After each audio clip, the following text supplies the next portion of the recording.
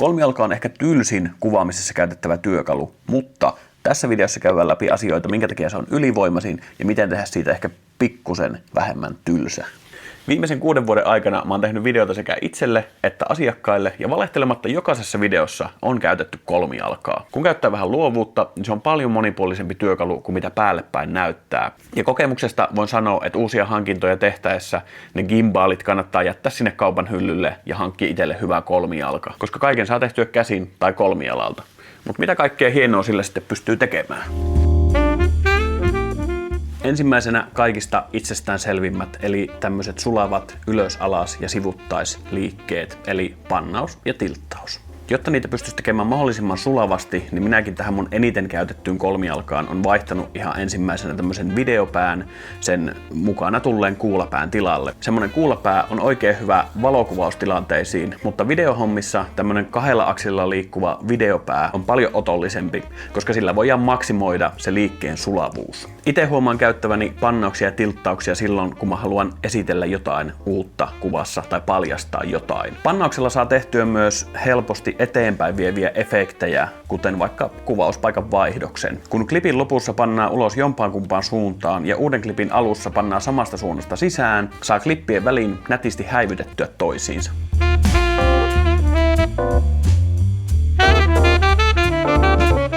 Yksi yleisimpiä liikkeitä elokuvissa on pakostikin dolly sisään ja dolly ulos. Se tehdään yleensä vaunulla, joka kulkee kiskojen päällä, mutta koska YouTube-leffoja tehdään budjetilla, niin siihenkin löytyy tekniikka.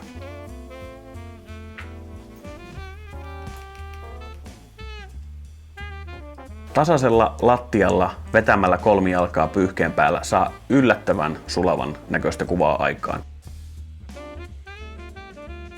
Tämä on kyllä yksi omia suosikkeja, mutta jäljellä on vielä paljon siistimpiäkin tekniikoita. Okei, tässä tulee yksi, ei ehkä ihan joka tilanteessa käytettävä, mutta ehdottomasti yksi siisteimmistä tekniikoista. Jos haluaa tuoda ilmi tämmöistä henkilön sekavuutta tai vaikka päihtymystilaa tai ahdistusta, niin silloin kannattaa kokeilla tämmöistä POV-tekniikkaa, eli kolmijalan 2 jalkaa kainaloihin ja 1 nojaamaan tuohon vyölle. Ja ne kainalossa olevat jalat voi sitoa vielä 1 vyöllä kiinni tuolta selän takaa, jos haluat, että kädet pysyy vapaana kuvassa. Mutta ei ole pakollista. Sä pystyt kyllä pitämään toisella kädellä vaikka kolmijalasta kiinni. Tälleen saa tosi uniikin kuvakulman, milloin kuva on lukkiutunut tähän henkilöön ja tausta enemmänkin sitten elää. Ja hitaalla suliajalla pystyy vielä tehostamaan tätä efektiä, etenkin jos on tavoitteena saada jonkinlaista päihtymystilaa vaikka esiin.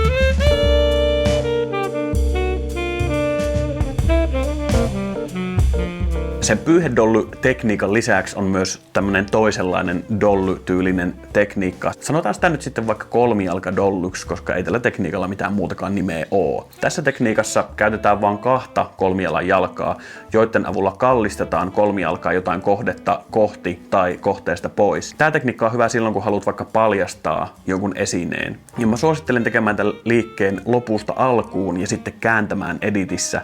Eli kannattaa ensin mennä mahdollisimman lähelle sitä kohdetta ja säätää manuaalisesti fokus siihen kohteeseen ja sen jälkeen sitten taittaa kolmijalkaa poispäin. Sitten editointivaiheessa, kun klipin kääntää, se näyttää tosi sulavalta ja fokus osuu aina kohdilleen. 2 tekniikkaa vielä jäljellä ja tämä toisiksi viimeinen niistä on sellainen, mikä saa sut jättämään gimbaalit hyllyyn.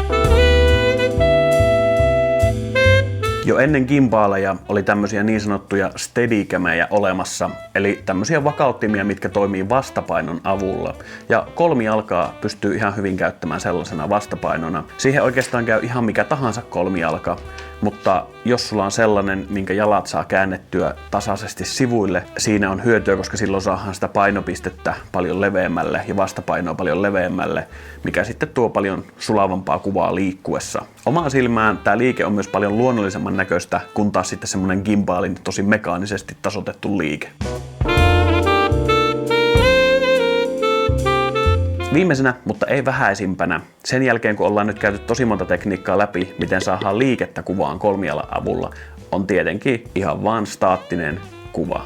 Ehkä helpoin fiilis, mikä kolmijalalla pystyy katsojalle välittämään, on just tämmönen seesteinen fiilis tämmöisellä pysähtyneellä staattisella kuvalla. Kun kuva on pysähtynyt, voi antaa sen liikkeen siinä kuvassa puhua puolestaan.